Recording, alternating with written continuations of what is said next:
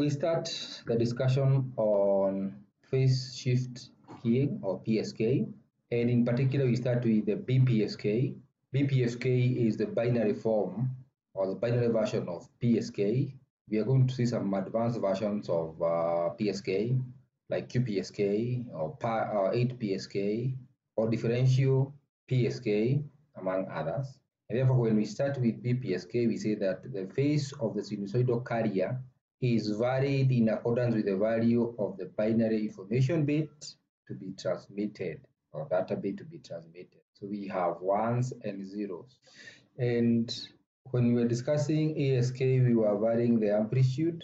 And when we were discussing the FSK, we were varying the frequency. We were having F1, F2, etc. until we had M array where we had M frequencies. And now we're talking about PSK where we are varying the phase. I think that gets quite clear. So we say also that the BPSK is also called biphase modulation or phase reversal keying. The phase of the carrier signal is changed between 0 to 180 degrees by the binary data. So, and we actually observe down here that when the input binary data changes from 1 to 0, the phase changes by from 0 to 180. We look at that in detail just to highlight.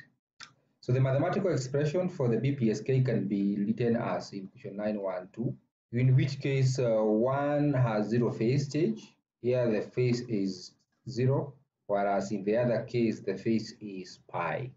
Pi is equivalent to 180 degrees or pi radians. In the BPSK modulation system, the pair of signals, we have a pair of signals S1T and S2T, and these two signals are used to represent binary symbols 0 and 1 respectively. And we can represent S1 as having an amplitude of 2EP over TB, that is taken as a convenience. And with phase 0, as you can see, as we have seen up there. But the second one, or the one that is representing a 1, has a phase of pi. And when you evaluate this, you actually realize that it becomes the negative of sine 2 pi fc of t. And that is just the rule of cosine and sine. So we say that the t varies between 0 to tb, and tb is the bit duration. And the transmitted signal energy per bit is given by EB. So we just understand how we are coming up with these values.